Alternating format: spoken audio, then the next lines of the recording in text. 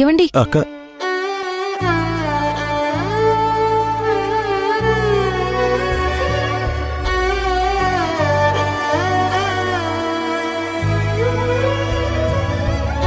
మీరిక్కడ ఉండడం నాకు ఇబ్బంది లేదు. అందుకే మిగిలిన వాళ్ళు వెళ్ళిపోయినా మిమ్మల్ని ఇక్కడ ఉండనిచ్చాను. అది కాదండి, మీతో మేం కొంచెం... వద్దు.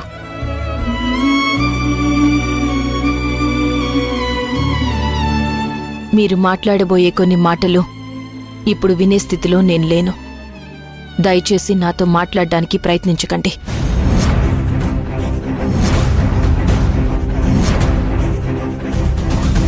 మీ పనులు మీరు చేసుకున్నంతవరకు నాకు అభ్యంతరం లేదు.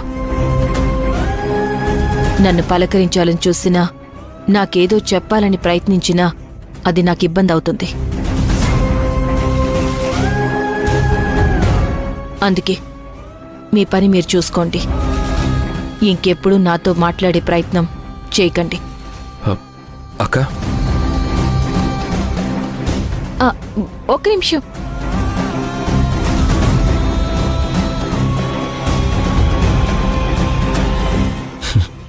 ఏంట్రా ఇది?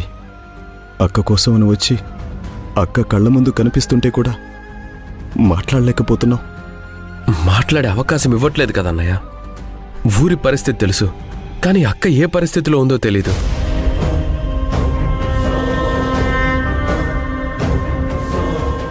ఊరంతా గౌరవిస్తున్నా తనెందుకో మనుషులకి దూరంగానే ఉంటుంది.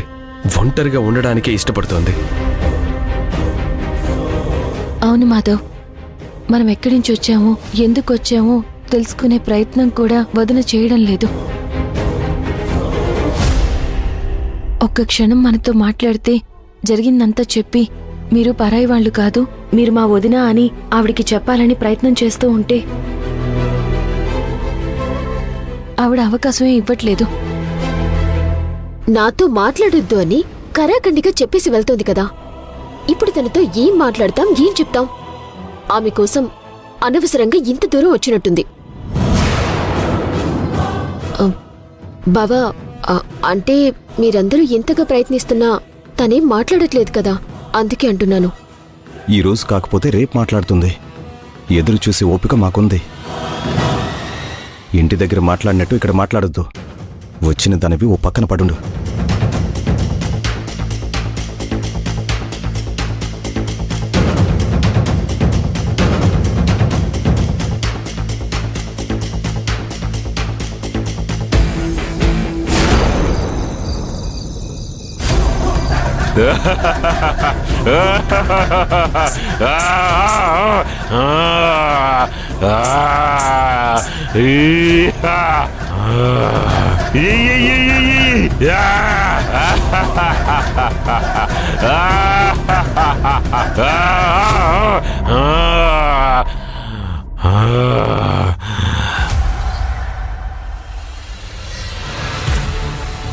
అమావాస్య వస్తుంది.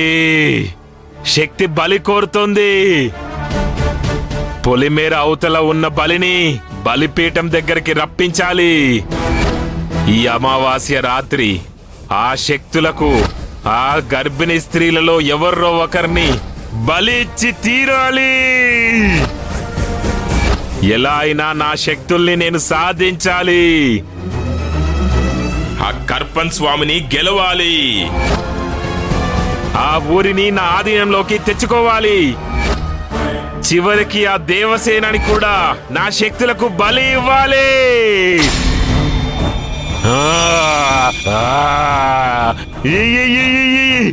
అమావాస్య కాబట్టి ఆ కర్పన స్వామి ఊరి పొలిమేరల్లో పహారా కాస్తూ ఉంటారు. ఊరి లోపలికి వెళ్ళాక మనమేమీ చేయలేం. అతను పొలిమేరల్లో ఉన్నప్పుడే అంతం చేసేసేయాలి. ఆ దేవసేనకి కుడిభుజం లాంటివాడు. ఒక రకంగా దేవసేనకి అతనే శక్తి. ఆ ఊరు మన గుప్పెట్లోకి రావాలి అంటే